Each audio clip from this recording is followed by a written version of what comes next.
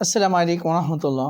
আজকাল একটি প্রশ্ন প্রায় দেখা দিচ্ছে, কোনো মুসলমানের জন্য অমুসলমানদের ধর্মীয় কাজে সাহায্য করা বৈধ কিনা।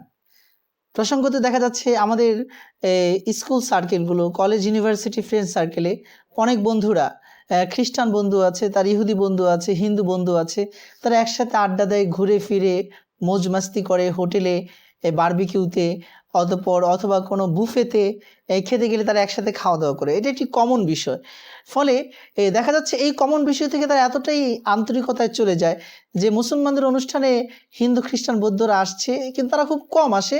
কিন্তু মুসলমান বন্ধুরা হিন্দুদের ইনভিটেশন করা অর্থাৎ তাদের আহ্বানে যে সকল প্রোগ্রাম করা হয় সেখানে তারা যায়।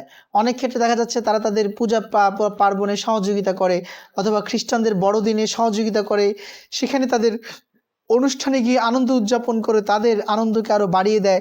এভাবে ইহুদিদেরও বিভিন্ন প্রোগ্রাম, যদি আমরা কম দেখি এটা, তো এটা বাস্তবতা। আবার কিছু যারা পার্বত্য চাকমা অন্যান্য উপজাতিদের প্রোগ্রাম আছে, আমাদের পার্বত্য চাকমা এবং যারা অন্যান্য উপজাতি আছে বাংলাদেশের ইউনিভার্সিটি কলেজগুলোতে তারা সমানভাবে সুন্দরভাবে পড়ালেখা করার সুযোগ পাওয়ার কারণে মুসলমান অনেকের সাথে তাদের বন্ধুত্ব হয়।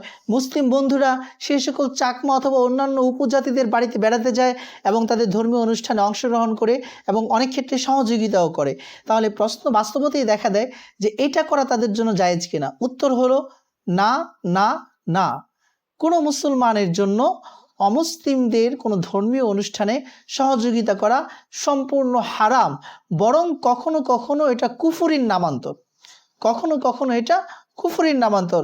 পবিত্র কুরআনে কারীম সূরা মাইদার 2 নম্বর আয়াতে আল্লাহ পাক বলেন, আউযু বিল্লাহি মিনাশ শাইতানির রাজিম, ওয়া তাআওয়ানু আলাল বিররি ওয়াত তাকওয়া ওয়া লা তাআওয়ানু আলাল ইসমি ওয়াল উদওয়ান। আল্লাহ পাক বলছেন, তোমরা ভালো কাজে, ন্যাক কাজে, তাকওয়ার কাজে একে অপরকে সহযোগিতা করো, পাপের কাজে, সীমালঙ্ঘনের কাজে, আল্লাহর অবাধ্যতায় কাউকে সহযোগিতা করো না। তাহলে আল্লাহ পাকের অবাধ্যতা যেখানে হয়, যেখানে আল্লাহ পাকের বিরুদ্ধে অনুষ্ঠান পার্বণ তৈরি করা হয়, সেসব জায়গায় অমুসলমানদের অনুষ্ঠানগুলোতে মুসলমানদের সহযোগিতা করা সম্পূর্ণ হারাম। এটা কখনোই বৈধ হইতে পারে না। তাফসিরাতে আহমদিয়া থেকে শুরু করে তাফসিরে ইবনে কাসির, আব্দুল মুখতার সহ অনেক ফতোয়ার কিতাবে এই তথ্যটি স্পষ্ট উল্লেখ করা হয়েছে। এমনকি তাফসিরে কুরতুবিতেও এসেছে যে অমুসলিমদের কোনো কাজে মুসলমানদের সহযোগিতা বৈধ হতে পারে না।